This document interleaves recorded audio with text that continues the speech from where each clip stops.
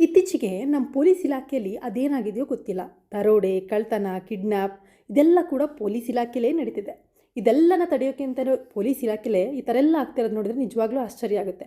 ಈ ಥರ ಇನ್ಸಿಡೆಂಟ್ಸ್ಗಳೆಲ್ಲವೂ ಕೂಡ ನಾವೆಲ್ಲೋ ಬಿಹಾರದಲ್ಲಿ ನಡೀತಂತೆ, ಉತ್ತರ ಭಾರತದಲ್ಲಿ ನಡೀತಂತೆ ಹೀಗೆಲ್ಲ ನಾವು ಫಸ್ಟ್ ಕೇಳ್ತಾ ಇದ್ವಿ. ಆದರೆ ಈಗ ಎಲ್ಲವೂ ಕೂಡ ನಮ್ಮ ಕರ್ನಾಟಕದಲ್ಲೇ ನಡೀತಾ ಇದೆ, ಅದರಲ್ಲೂ ಕೂಡ ನಮ್ಮ ಸುತ್ತಮುತ್ತಲೇ ನಡೀತಾ ಇದೆ.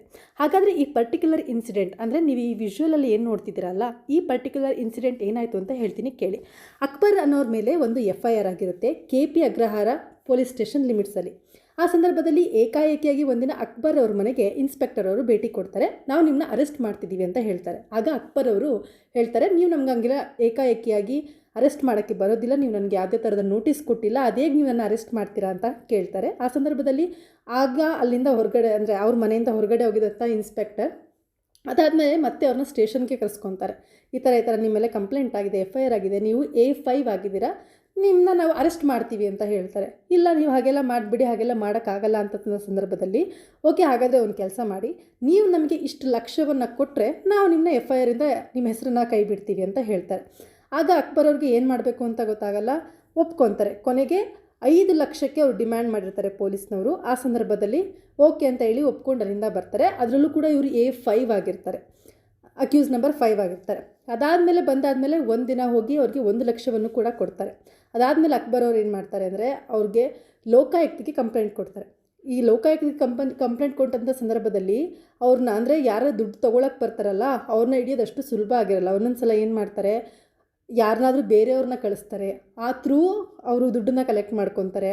ಆಗ ಪೊಲೀಸ್ನವ್ರಿಗೂ ಕೂಡ ನಾವು ಅವರೇ ಕಳಿಸಿರೋದಂತೂ ಕೂಡ ಹೇಳೋಕ್ಕಾಗಲ್ಲ. ಲೋಕಾಯುಕ್ತದಲ್ಲಿ ರೆಡ್ ಹ್ಯಾಂಡಾಗೆ ಅವ್ರನ್ನ ಹಿಡಿಬೇಕು, ಆವಾಗ ಮಾತ್ರ ಅವ್ರಿಗೆ ಪನಿಷ್ಮೆಂಟ್ ಮಾಡೋಕ್ಕೆ ಸಾಧ್ಯ ಆಗಿರುತ್ತೆ. ಸೊ ಆ ಸಂದರ್ಭದಲ್ಲಿ ಈ ಅಕ್ಬರ್ ಅವ್ರನ್ನವ್ರು ಏನು ಮಾಡ್ತಾರೆ, KP ಅಗ್ರಹಾರ ಇನ್ಸ್ಪೆಕ್ಟರ್ಗೆ ನೀವೊಂದು ಈ ಥರ ಫೀಲ್ಡ್ಗೆ ಬನ್ನಿ, ನಾನು ರಿಮೈನಿಂಗ್ ಏನು 4 ಲಕ್ಷ ಹಣ ಇದೆ ಅದನ್ನು ನಿಮಗೆ ಕೊಡ್ತೀನಿ ಅಂತ ಹೇಳ್ತಾರೆ. ಆಗ ಅವ್ರು ಯಾರನ್ನೋ ಬೇರೆಯವ್ರನ್ನೂ ಕೂಡ ಕಳಿಸೋದಿಲ್ಲ, ಸ್ವತಃ ಇನ್ಸ್ಪೆಕ್ಟರೇ ಅದರಲ್ಲೂ ಕೂಡ ಯೂನಿಫಾರ್ಮಲ್ಲೇ ಬರ್ತಾರೆ. ಏನಕ್ಕೆ ಅಂದರೆ ಉಳಿದಿರೋಂತಹ 4 ಲಕ್ಷ ಹಣವನ್ನು ಕಲೆಕ್ಟ್ ಮಾಡ್ಕೊಳ್ಳೋಕ್ಕೆ, ಅವ್ರನ್ನ ನಿಮ್ಮ FIRಯಿಂದ ಕೈ ಬಿಡ್ತೀವಿ ಅಂತ ಹೇಳೋಕ್ಕೆ. ಸೊ ಅದಾದಮೇಲೆ ಇನ್ಸ್ಪೆಕ್ಟರ್ ಬರ್ತಾರೆ, ಇನ್ನೇನು ದುಡ್ಡು ಕೈಯಲ್ಲಿ ಇಸ್ಕೊಂಡ ತಕ್ಷಣ ಅಲ್ಲೇ ಕೂತ್ಕೊಂಡಿದ್ದಂತಹ ಲೋಕಾಯುಕ್ತ ಆಫೀಸರ್ಸ್ ಎಲ್ಲರೂ ಕೂಡ ಬಂದು ಇಟ್ಕೊತಾರೆ. ಆ ಸಂದರ್ಭದಲ್ಲಿ ಇವರು ಹೇಗೆಲ್ಲ ಕಿರ್ಚಾಡಿದ್ದಾರೆ ಅಂತ ನೀವು ಈಗಾಗಲೇ ವೀಡಿಯೋಸ್ಗಳನ್ನು ನೋಡಿರ್ತೀರ. ಅಯ್ಯೋ ಬಿಟ್ಬಿಡಿ ಅನ್ನೋ ಥರ. ಇದನ್ನು ಹಿಡಿಯೋದನ್ನು ಕೂಡ ಅಷ್ಟೊಂದು ಈಸಿಯಾಗಿರಲಿಲ್ಲ, ಯಾಕಂದರೆ ಆ ಟೈಮಿಂಗ್ಸಿಗೆ ಬರಬೇಕಿತ್ತು, ಎಲ್ಲೂ ಕೂಡ ಡೌಟ್ ಬರಬಾರ್ದಿತ್ತು, ಇದೆಲ್ಲವೂ ಕೂಡ ಆಗಬೇಕಿತ್ತು. ಅಷ್ಟರೊಳಗೆ ಆಗಲೇ ಅಕ್ಬರ್ ಅವ್ರು ಏನು ಮಾಡಿರ್ತಾರೆ ಅಂದರೆ ಲೋಕಾಯುಕ್ತಕ್ಕೆ ಇವ್ರು ಹೇಗೆಲ್ಲ ಟಾರ್ಚರ್ ಕೊಟ್ಟಿದ್ದಾರೆ ಅಂದರೆ ದುಡ್ಡು ಇಷ್ಟು ಕೊಡಲೇಬೇಕು ಅಂತ ಆಡಿಯೋಗಳಿರ್ಬೋದು, ಮೆಸೇಜಸ್ಗಳಿರ್ಬೋದು, ಇದೆಲ್ಲವನ್ನು ಕೊಟ್ಟಿರ್ತಾರೆ. ಅದನ್ನು ಕೂಡ ಅವ್ರು ಸೀಕ್ರೆಟಾಗಿ ಕಾಪಾಡ್ಕೊಂಡಿರ್ತಾರೆ ಲೋಕಾಯುಕ್ತದಲ್ಲಿ, ಎಲ್ಲೂ ಕೂಡ ಲೀಕ್ ಆಗಬಾರ್ದು ಅಂತ. ಅದಾದಮೇಲೆ ಹೀಗೆ ಟೈಮಿಂಗ್ಸ್ ಯಾವ ಟೈಮಿಂಗ್ಸ್ ಹೇಳಿರ್ತಾರೆ ಅದೇ ಟೈಮಿಂಗ್ಸಿಗೆ ಬರ್ತಾರೆ. ಇವ್ರು ಮುಖಿ ನೋಡ್ತಾರೆ, ದುಡ್ಡು ಕೊಟ್ಟ ತಕ್ಷಣ ಅವ್ರನ್ನ ರೆಡ್ ಹ್ಯಾಂಡ್ ಆಗಿ ಹಿಡಿದಿರ್ತಾರೆ. ಬಟ್ ಇದು ಏನಾಗ್ಬಿಟ್ಟಿದೆ ಅಂದರೆ ಇದು ನೋಡಿದಂಥ ಸಂದರ್ಭದಲ್ಲಿ ಜನಸಾಮಾನ್ಯರಿಗೆ ನಿಜವಾಗ್ಲೂ ಕೂಡ ಒಂಥರ ಆಶ್ಚರ್ಯ ಆಗಿದೆ. ಒಬ್ಬ A5 ಅಂದರೆ ಒಂದು ಕೇಸಲ್ಲಿ ಒಬ್ಬರು ಬಂದು ಕಂಪ್ಲೇಂಟ್ ಕೊಟ್ಟಂಥ ಸಂದರ್ಭದಲ್ಲಿ FIR ಆದಾಗ A5 ಹೆಸರು ಕೈ ಬಿಡೋಕ್ಕೆ 5 ಲಕ್ಷ ಡಿಮ್ಯಾಂಡ್ ಮಾಡಿದ್ದಾರೆ ಅಂದರೆ ಇಲಾಖೆ ಒಳಗೆ ಹಾಗಾದರೆ ಏನೆಲ್ಲ ನಡೀತಾ ಇದೆ ಅನ್ನೋದು ನಿಜವಾಗ್ಲೂ ಕೂಡ ಜನಸಾಮಾನ್ಯರಿಗೆ ಇದು ನಿಜವಾಗ್ಲೂ ಕೂಡ ಕಾಡೋಕ್ಕೆ ಶುರುವಾಗಿದೆ. ಫಾರ್ ಎಕ್ಸಾಂಪಲ್, ಯಾರಾದರೂ ನಿಜವಾಗ್ಲೂ ಅನ್ಯಾಯಕ್ಕೆ ಒಳಗಾದವರು ಹೋಗಿ ಸ್ಟೇಷನಿಗೆ ನನಗೆ ಈ ಥರ ಒಬ್ಬರು ಅನ್ಯಾಯ ಮಾಡಿದ್ದಾರೆ ಅಂದಾಗ ಅವ್ರ ಮೇಲೆ FIR ಹಾಕಿ ಮತ್ತೆ ಅವ್ರ ಹತ್ರನೇ ದುಡ್ಡು ಡಿಮ್ಯಾಂಡ್ ಮಾಡಿ, ನೋಡಿ ನಿಮ್ಮನ್ನ FIRಯಿಂದ ಕೈ ಬಿಡಬೇಕು ಅಂತ ಅಂದರೆ ಇಷ್ಟು ಲಕ್ಷ ಕೊಡಿ ಅಂತ. ಆ ವ್ಯಕ್ತಿ ಏನಾದರೂ ಇನ್ಸ್ಪೆಕ್ಟರ್ಗಳಿಗೆ ಅಥವಾ ACPಗಳಿಗೆ ದುಡ್ಡು ಕೊಟ್ಟಂಥ ಸಂದರ್ಭದಲ್ಲಿ ನಿಜವಾಗ್ಲೂ ಅನ್ಯಾಯಕ್ಕೆ ಯಾರು ಒಳಗಾಗಿರ್ತಾರೋ ಕಂಪ್ಲೇಂಟ್ಸ್ ಮಾಡಿರ್ತಾರಲ್ಲ ಅವ್ರು ಸುಮ್ಮನೆ ಸ್ಟೇಷನ್ಗೆ ಅಲಿಬೇಕಾಗುತ್ತೆ ಹೊರತು ಅವ್ರ ವಿರುದ್ಧ ಯಾವುದೇ ರೀತಿ ಕ್ರಮನ ಕೈಗೊಳ್ಳಲ್ಲ. ಯಾಕಂದರೆ ಅವ್ರ ಹತ್ರ ಅವ್ರು ದುಡ್ಡು ತೊಗೊಂಡು ಆಲ್ರೆಡಿ ಕೇಸ್ನ ಕ್ಲಿಯರ್ ಮಾಡ್ಕೊಂಡ್ಬಿಟ್ಟಿರ್ತಾರೆ. ಇದೆಲ್ಲದು ಬರೀ ಇದೊಂದು ಚಿಕ್ಕ ಎಕ್ಸಾಂಪಲ್, ಎಷ್ಟೆಲ್ಲ ಕೇಸ್ಗಳು ಸ್ಟೇಷನ್ಗೆ ಹೋಗುತ್ತೆ. ಹಾಗಂದರೆ ಎಲ್ಲರೂ ಪೊಲೀಸ್ಗಳು ಅದೇ ಥರ ಇರ್ತಾರೆ ಖಂಡಿತವಾಗ್ಲೂ ಇಲ್ಲ. ಆದರೆ 100ರಲ್ಲಿ 60% ಪೊಲೀಸ್ನವರು ಇವಾಗ ಕರಪ್ಟ್ ಆಗಿದ್ದಾರೆ ಅಂತಲೇ ಹೇಳ್ಬೋದು. ಯಾರೆಲ್ಲ ಸ್ಟೇಷನ್ ಮೆಟ್ಲತ್ತಿರ್ತೀರೋ ಅವ್ರಿಗೆಲ್ರಿಗೂ ಕೂಡ ಎಕ್ಸ್ಪೀರಿಯನ್ಸ್ ಇರುತ್ತೆ. ಯಾವುದಾದ್ರೂ ಒಂದು ಸಿಟ್ಟಲ್ಲಿ ಇಷ್ಟೆಲ್ಲ ನನಗೆ ಅನ್ಯಾಯ ಆಯ್ತಲ್ಲ ಅಂತ ಹೋಗಿ ನೀವು ಸ್ಟೇಷನಿಗೆ ಕಂಪ್ಲೇಂಟ್ ಕೊಟ್ಟಾದಮೇಲೆ ಅವ್ರು 2 ವರ್ಷ 3 ವರ್ಷದವರೆಗೂ ಅಲ್ಲಿ ನೀವು ಅಲ್ದಾಗ ನನಗೆ ಯಾವ ಕಂಪ್ಲೇಂಟು ಬೇಡ, ಯಾವುದ್ರ ವಿಷಯಕ್ಕೂ ಹೋಗೋದು ಬೇಡ, ಸುಮ್ಮನೆ ಹೋಗಿ ನನ್ನ ಕಾಲು ಚಪ್ಪಲಿ ಎಲ್ಲ ಸೌದೋಯ್ತು ಅಂತ ಸುಮ್ಮನೆ ಮನೇಲಿರೋದೇ ಒಳ್ಳೆಯದು ಅಂತ ಆ ಕೇಸನ್ನೇ ಬಿಟ್ಬಿಡ್ತಾರೆ. ಹಾಗೆ ಮಾಡಿ ಬಿಟ್ಬಿಡ್ತಾರೆ. ಸೊ ಇದೆಲ್ಲ ನೋಡಿದಂಥ ಸಂದರ್ಭದಲ್ಲಿ ನಿಜವಾಗ್ಲೂ ಕೂಡ ಏನಾಗ್ತಾ ಇದೆ, ಇದನ್ನೆಲ್ಲನೂ ತಡಿಬೇಕು ಅಂತಲೇ ಇರೋ ಪೊಲೀಸ್ ಇಲಾಖೆಯಲ್ಲಿ ಈ ಥರ ಎಲ್ಲ ಆದರೆ ಏನು ಮಾಡೋದು ಅಂತ. ಇನ್ನು ಕೆಲವ್ರಿಗೆ ಸುಮ್ಮನೆ FIR ಮಾಡಿಸಿರ್ತಾರೆ ಒಬ್ಬರ ಮೇಲೆ. ಆ ಸಂದರ್ಭದಲ್ಲಿ ಏನಾದರೂ ಅವ್ರ ಆಪೋಸಿಟ್ ಮೇಲೆ ಸಿಟ್ಟಿರೋಂಥ ಸಂದರ್ಭದಲ್ಲಿ ಇವರೇ ದುಡ್ಡು ಕೊಟ್ಟರು ಅಂದರೆ ಅವ್ರ ಕತೆ ಮುಗೀತು.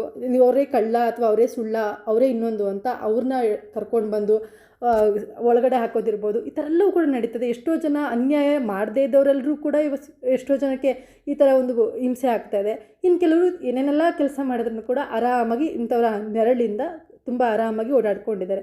ಇದೆಲ್ಲ ನೋಡಿದಾದ್ಮೇಲೆ ಅನ್ಸೋದು ಒಂದೇ, ಇತ್ತೀಚೆಗೆ ಯಾಕೋ ಎಲ್ಲ ಕಡೆಗಳಲ್ಲೂ ಅದರಲ್ಲೂ ಕೂಡ ಲಂಚ ಅದರಲ್ಲೂ ಕಳ್ತನ, ದರೋಡೆ, ಮೊನ್ನೆ ಯಾವುದೋ ಒಂದು ATM ದರೋಡೆದಂಥ ಸಂದರ್ಭದಲ್ಲಿ ಅಲ್ಲಿದ್ದಂಥ PSI ಅದರಲ್ಲಿ ಇನ್ವಾಲ್ವ್ ಆಗಿದ್ರು, ಕಾನ್ಸ್ಟೇಬಲ್ಗಳು ಇನ್ವಾಲ್ವ್ ಆಗಿದ್ರು. ಈ ಥರ ಯಾವುದೇ ಒಂದು ದರೋಡೆ ಆಗಿರಲಿ ಫಸ್ಟು ಅದರಲ್ಲಿ ಲಿಮಿಟ್ಸಲ್ಲಿ ಬರೋ ಪೊಲೀಸ್ ಯಾರು ಅವ್ರ ಮೇಲೆ ಅನುಮಾನ ಪಡುವಂಥ ಸ್ಥಿತಿ ಬಂದಿದೆ. ಇನ್ನೊಂದು ಹೇಳ್ತಿರೋ ಪ್ರಕಾರ ಈ KP ಅಗ್ರಹಾರ ಇನ್ಸ್ಪೆಕ್ಟರ್ ಏನಿದ್ದಾರೆ ಇವರು ಆ ಪೋಸ್ಟಿಗೆ ಆ ಸ್ಟೇಷನ್ಗೆ ಬರೋಕ್ಕೆ 1 ಕೋಟಿಯಷ್ಟು ಲಂಚ ಕೊಟ್ಟಿದ್ರಂತೆ. ಸೊ ಆ ಲಂಚನೆಲ್ಲ ರಿಕವರಿ ಮಾಡ್ಕೊಳ್ಳೋಕ್ಕೆ ಇವರು ಈ ಥರ ಎಲ್ಲ ಒಂದೊಂದು ಕೇಸಲ್ಲೂ ಕೂಡ ದುಡ್ಡು ಕಲೆಕ್ಟ್ ಮತ್ತೆ ಮಾಡ್ತಾಯಿದ್ದಾರೆ. ನೆಕ್ಸ್ಟ್ ಇನ್ಯಾವುದಾದ್ರು ಒಂದು ಸ್ಟೇಷನ್ಗೆ ಹೋಗಬೇಕು ಅಥವಾ ಇನ್ನೊಂದು ಉನ್ನತ ಹುದ್ದೆ ಬೇಕು ಅಂತಂದ ಸಂದರ್ಭದಲ್ಲಿ ಅವ್ರಿಗೆ ಮತ್ತೆ ದುಡ್ಡು ಬೇಕಾಗುತ್ತೆ 2-3 ಕೋಟಿಯಷ್ಟು. ಅದನ್ನೆಲ್ಲಿಂದ ತೊಗೊಳ್ಳೋದು? ಮತ್ತು ಸಂಬಳ ಅವ್ರಿಗೆ ಲಕ್ಷಗಟ್ಟಲೆ ಇದ್ದೇ ಇರುತ್ತೆ. ಇವಾಗ ಹೆಚ್ಚು ಕಮ್ಮಿ ಅಂದರೂ ಒಬ್ಬರು ಇನ್ಸ್ಪೆಕ್ಟರ್ ಆಗಿರೋವಂಥವ್ರಿಗೆ ಹತ್ರ 1 ಲಕ್ಷದಷ್ಟು ಸಂಬಳ ಖಂಡಿತವಾಗ್ಲೂ ಇರುತ್ತೆ. ಅದ್ರ ಜೊತೆಗೆ ಇವ್ರಿಗೆ ಇದನ್ನು ಕೂಡ ಬೇಕು. ಇಲ್ಲಾಂದರೆ ನೆಕ್ಸ್ಟ್ ಪೊಸಿಷನ್ಗೆ ಅಥವಾ ನೆಕ್ಸ್ಟ್ ಟ್ರಾನ್ಸ್ಫರ್ಗೆ ಅವ್ರಿಗೆ ತುಂಬ ಕಷ್ಟ ಆಗುತ್ತೆ. ಎಲ್ಲೆಲ್ಲೋ ತೊಗೊಂಡೋಗಿ ಹಾಕ್ಬಿಟ್ರೆ ಅವ್ರು ಎಲ್ಲಿ ಸರ್ವೈವ್ ಆಗೋಕ್ಕಾಗಲ್ಲ. ಸೊ ಟ್ರಾನ್ಸ್ಫರ್ ಅಂತ ಬಂದಂಥ ಸಂದರ್ಭದಲ್ಲಿ ಇವರೊಂದಿಷ್ಟು ಕೋಟಿಗಳು ಕೊಡಬೇಕಾಗತ್ತೆ. ಇದೆಲ್ಲವೂ ಕೂಡ ಫಸ್ಟಿಂದ ನಡೀತಾ ಇತ್ತು. ಬಟ್ ಯಾಕೋ ಇತ್ತೀಚೆಗೆ PSI ಇನ್ಸ್ಪೆಕ್ಟರ್ ಅಷ್ಟೇ ಅಲ್ಲ, ಕಾನ್ಸ್ಟೇಬಲ್ ಲೆವೆಲಲ್ಲೂ ಕೂಡ ತುಂಬ ಕರಪ್ಷನ್ ಕೇಳಿ ಇದೆ. ಇದಕ್ಕೆಲ್ಲ ಒಬ್ಬರೇ ಕಾರಣನ ಅಂತ ಹೇಳೋಕ್ಕಾಗಲ್ಲ. ಯಾರು ಅದನ್ನು ಕಂಟ್ರೋಲ್ ಮಾಡಬೇಕು? ಗೃಹ ಸಚಿವರು ಕಂಟ್ರೋಲ್ ಮಾಡಬೇಕಾ? ಯಾವ ಥರ ಕ್ರಮ ಕೈಗೊಳ್ಳಬೇಕು?